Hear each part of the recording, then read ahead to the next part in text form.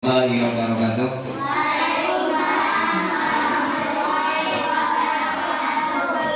Pada pagi hari ini kita akan belajar fikih pembahasan tentang sholat sunnah rawatib. Yang pertama, dengarkan pengertian dan hukum sunnah sholat rawatib. Sholat sunnah rawatib adalah sholat sunnah yang mengikuti sholat fardu yang 5, yaitu sholat zuhur, asar, maghrib, isya dan subuh. Kemudian dikerjakan sebelum mengerjakan sholat fardu atau sesudahnya. Itu namanya sholat rawatib. Sholat sunnah rawatib yang dikerjakan sebelum sholat fardu disebut sholat sunnah qobliyah. Sedangkan yang dikerjakan sesudah sholat fardu itu disebut sholat sunnah ba'diyah. Apa hukumnya? Hukum mengerjakan sholat sunnah rawatib adalah sunnah, yaitu bila dikerjakan mendapat pahala, apabila ditinggalkan tidak berdosa. Paham ya?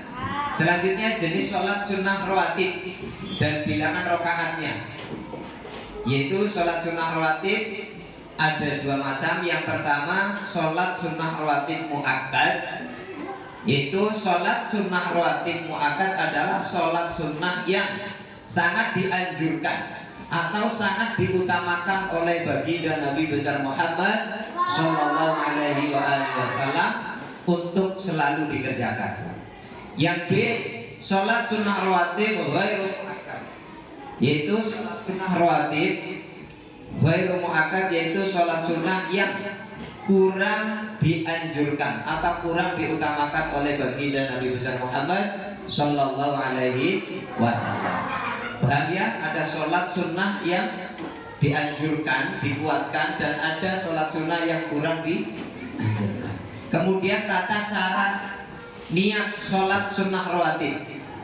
Berikut tata caranya untuk melafadzkan niat, yaitu misalkan sholat zuhur, usolli sunnat zuhri rak'ataini qabliyatan mustaqbilal qiblati adaan lillahi ta'ala. Yang artinya aku niat sholat sunnah 2 rakaat sebelum zuhur karena Allah Ta'ala. Kemudian lafaz niat sholat sunnah zuhur, usolli sunnat zuhri rak'ataini ba'diyatan mustaqbilal qiblati adaan lillahi ta'ala. Dan seterusnya sholat sunat maghrib sebelumnya atau ba'diyah maghrib 2 rakaat, terus sholat isya sebelum sholat isya dan setelahnya sholat isya, itu adalah semuanya namanya sholat rawatib. Kemudian dan yang paling utama yaitu sholat qobliyah subuh. Begini niat sholat sunnah rawatib qobliyah subuh. Lafadznya usolli sunnat subhi rak'ataini qobliyatan mustaqbilal qiblati adaan lillahi ta'ala. Aku niat sholat sunnah 2 rakaat sebelum subuh karena Allah Ta'ala. Bisa anak-anak? Insya Allah bisa ya? Bisa dan dihafalkan niat-niatnya.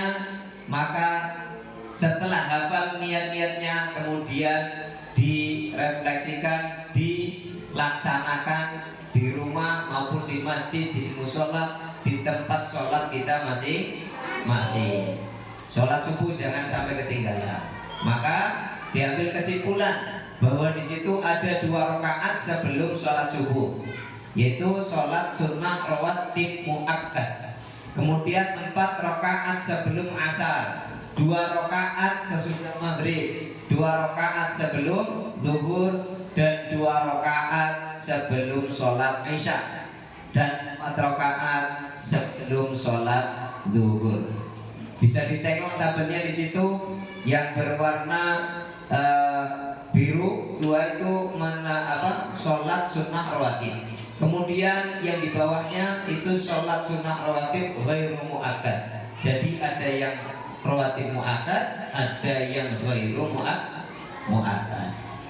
Kemudian keutamaannya apa?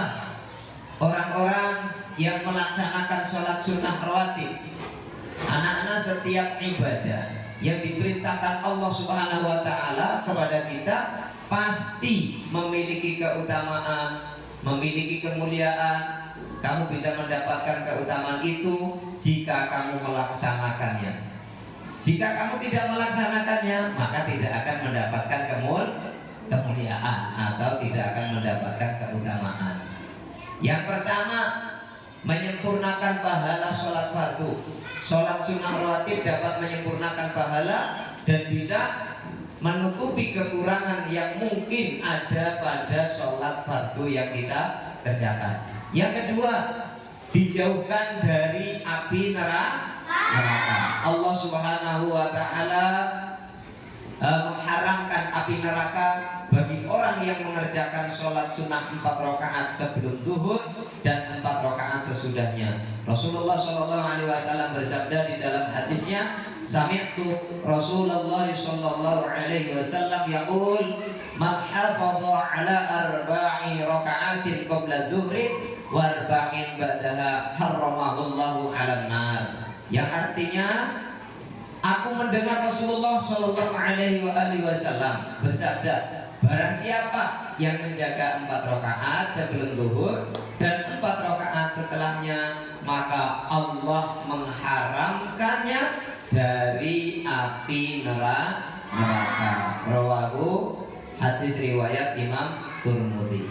Paham ya? Kemudian yang nomor 3, orang yang suka melaksanakan sholat rawatib itu akan mendatangkan banyak kebaikan. Di antaranya hadis Nabi Muhammad Shallallahu Alaihi Wasallam, rakaatul fajri khairun minad dunya wa ma fiha. 2 rakaat sholat sunnah fajar sebelum melaksanakan sholat subuh itu lebih baik daripada dunia dan seisinya. Hadis riwayat Muslim. Anak-anakku semuanya, pernah ada yang melaksanakan sholat sebelum subuh? Pernah? Itu namanya sholat apa? Qobliyah subuh atau sholat fajar. Kemudian keutamaan yang nomor 4, mendapatkan rahmat dari Allah Subhanahu wa Ta'ala. Sesuai dengan sabda Nabi Muhammad SAW, rahimallahu ra'an sholat qabla asri arba'an. Allah memberi rahmat kepada orang yang sholat 4 rakaat sebelum melaksanakan sholat fardu asar. Baik anak-anakku semuanya, mudah-mudahan penjelasan pada pagi hari ini menjelaskan tentang sholat sunnah rawatib itu bisa dipahami ya. Sholat sunnah rawatib kesimpulannya ada yang muakkad dan ada yang ghairu muakkad. Demikian, mudah-mudahan anak-anakku semuanya paham dengan itu semuanya, dan nanti direalisasikan kita di rumah kita masing-masing. Untuk itu kami akhiri. Assalamualaikum. Pak, Iya. keutamaan sholat fajar itu apa? Pertanyaan? Ayo yang lain dulu. Nah, silakan Mbak. Ulangi. Pak, mau bertanya sholat sebelum sholat zuhur ada 2 rakaat. Pak, kenapa tidak ada penjelasan sholat sunnah sebelum maghrib? 3. Oke. Tadi dijelaskan bahwa sholat sunnah itu ada yang muakkad, ada yang ghairu muakkad. Jadi di antara ulama itu khilaf. Maksudnya berbeda pendapat. Ada yang mengatakan sholat sebelum maghrib itu sunnah, ada yang tidak. Di antaranya dari Imam Syafi'i dan para sahabatnya menganjurkan sholat sunnah sebelum maghrib, tapi itu terhitung ghairu muakkad, seperti itu ya. Paham ya? Memang jarang dijelaskan masalah tentang sholat sunnah sebelum maghrib atau qobliyah maghrib. Tadi yang ada dijelaskan qobliyah zuhur, qobliyah asar, qobliyah subuh dan isya. Jawab seperti itu. Pak, jadi mau nanya, kenapa sholat qobliyatan zuhur ada 4 rakaat sedangkan sholat subuh 2 rakaat? Qobliyah zuhur atau sebelum melaksanakan sholat zuhur itu disunnahkan melaksanakan sholat rawatib, yaitu 4 rakaat. Itu hukumnya sunnah. Tadi kalau sunnah dikerjakan mendapat pahala atau ada keutamanya, kalau tidak dikerjakan tidak mendapat siksa. Nah, apa-apa maksudnya. Kemudian kenapa sholat qobliyah zuhur itu 4 rakaat dan sholat subuh itu cuma 2 rakaat? Karena sholat subuh itu adalah termasuk sholat fardu. Fardu atau sholat wajib. Walaupun toh 2 rakaat, akan tetapi itu wajib. Kalau sholat subuh itu wajib, maka barang siapa yang meninggalkan kewajiban atau fardu, maka mendapat siksa. Dan yang menjalankan mendapatkan pahala. Itu keterangannya. Perbedaannya wajib dengan sunnah itu jauh. Maksudnya seperti itu. Kalau subuh itu wajib, kalau qobliyah zuhur itu sunnah. Ya. Tadi yang bertanya masalah sholat apa? Qobliyah subuh. Apa itu manfaatnya atau keutamaannya? Keutamaannya, barang siapa yang melaksanakan sholat fajar 2 rakaat atau qobliyah subuh, maka Allah Subhanahu wa Ta'ala itu akan memberikan pahala yang lebih besar daripada dunia dan seisinya. Hadisnya Nabi, rakaatul fajri khairun minad dunya wa ma fiha. 2 rakaat sholat sunnah fajar sebelum subuh itu lebih baik daripada dunia dan seisinya. Hadis riwayat Muslim. Paham sebetulnya? Jadi kita mari senang bangun cepat, bangun pagi, kemudian mandi dan melaksanakan sholat qobliyah subuh dan sholat subuh berjamaah. Insyaallah. Cukup sekian materi pada kesempatan hari siang pagi hari ini. Mudah-mudahan anak-anakku semuanya bisa melaksanakan dan mempraktekkan apa-apa yang telah kita dapat ilmu pada pagi hari ini ya. Mudah-mudahan nanti bisa melaksanakan baik di rumah, di musola ataupun di masjid. Sekian. Terima kasih Bapak akhiri. Wallahu muwaffiq ila aqwamit thoriq. Assalamualaikum warahmatullahi wabarakatuh.